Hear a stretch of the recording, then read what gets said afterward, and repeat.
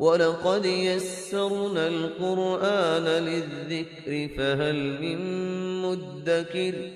اور ہم نے قرآن کو سمجھنے کے لیے آسان کر دیا تو کوئی ہے کہ سوچے سمجھے۔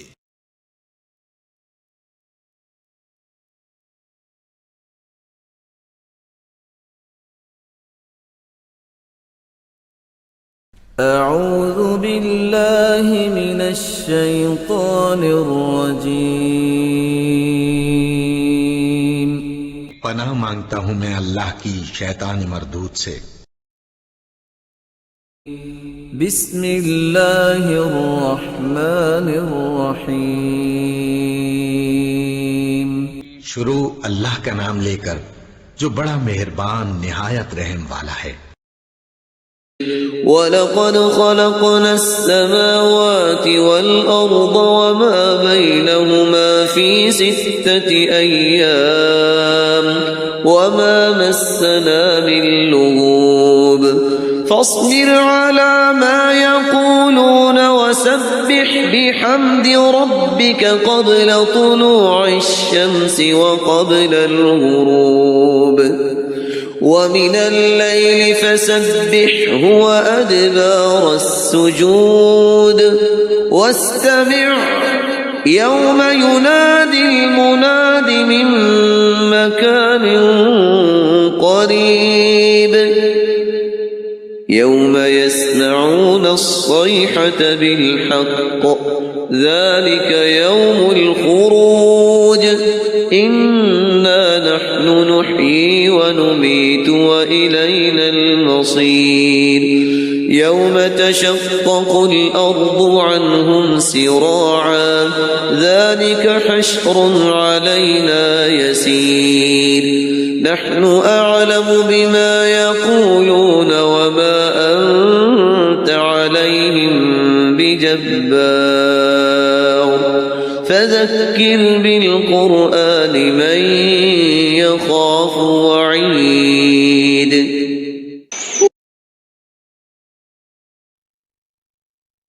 نحمده ونصلي على رسوله الكريم اما بعد فاعوذ باللہ من الشیطان الرجیم بسم اللہ الرحمن الرحیم۔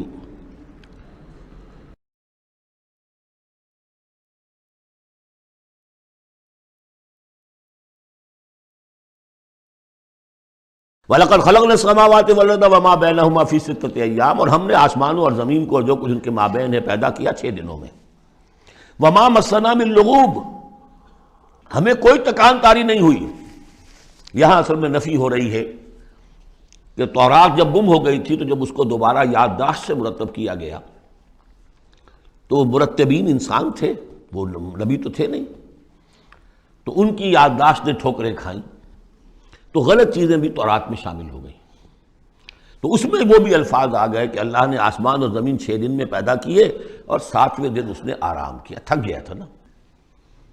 یہی ویکنڈ کا تصور ہے جو چلا آ رہا ہے تورات، جو یہودیوں میں بھی اور عیسائیوں میں بھی، اس لیے کہ تورات میں 7واں دن آرام، اللہ نے آرام کیا تم بھی آرام کرو۔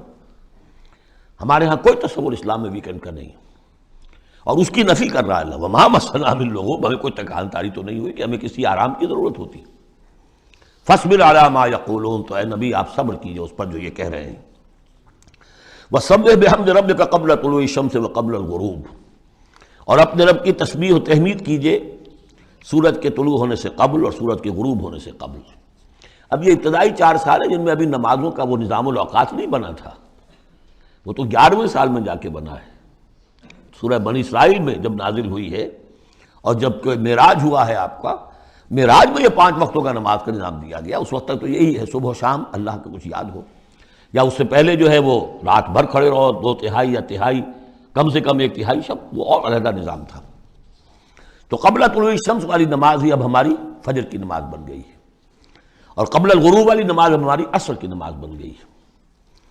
یہی بات ہم سورہ طٰہٰ میں پڑھ چکے ہیں، قبل طلوع الشمس وقبل غروبها ومن اللیل فسبح، اور رات کے حصوں میں بھی اس کی تسبیح بیان کرو، وادبار السجود، اور نمازوں کے بعد سجدوں کے بعد پھر بیٹھ کر بھی کوئی تھوڑی سی تسبیح کیا کرو، جیسے نمازوں کے بعد تسبیح فاطمہ ہے 33 مرتبہ سبحان اللہ، 33 مرتبہ الحمدللہ، 33 یا 34 مرتبہ اللہ اکبر۔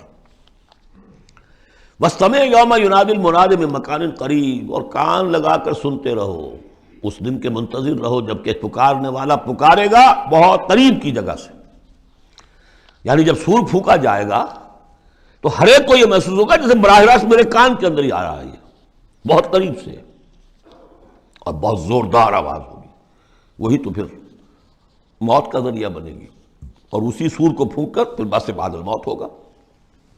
یہاں دوسرے کا ذکر ہے، یوم یسمعون الصیحۃ بالحق، جس دن کہ وہ سنیں گے چنگھاڑ حق کے ساتھ. ذالک یوم الخروج، یہ ہے اب نکلنے کا دن. انا نحن نحیی و نمیت، ہم ہی زندہ رکھتے ہیں، ہم ہی موت وارد کرتے ہیں. وَإِلَيْنَا الْمَصِيرُ، جہاں اللہ تعالیٰ اپنی زیادہ جلالت شان کا اظہار کرنا چاہتا ہے وہ جمع کا صیغہ ہوتا ہے. انا نحن نحیی و نمیت وَإِلَيْنَا الْمَصِيرُ.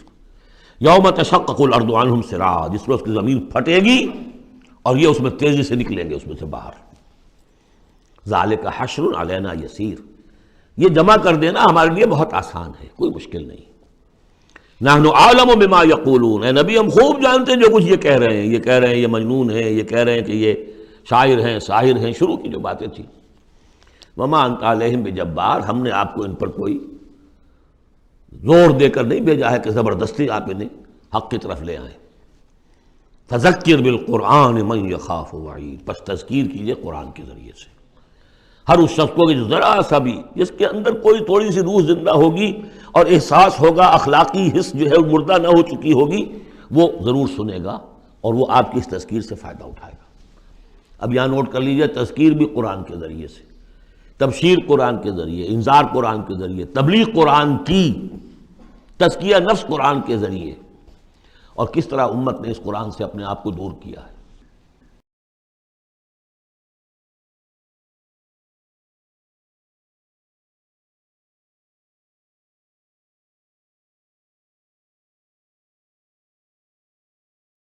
بارک اللہ لی ولکم فی القرآن العظیم ونفعنی وإیاکم بالآیات والذکر الحکیم.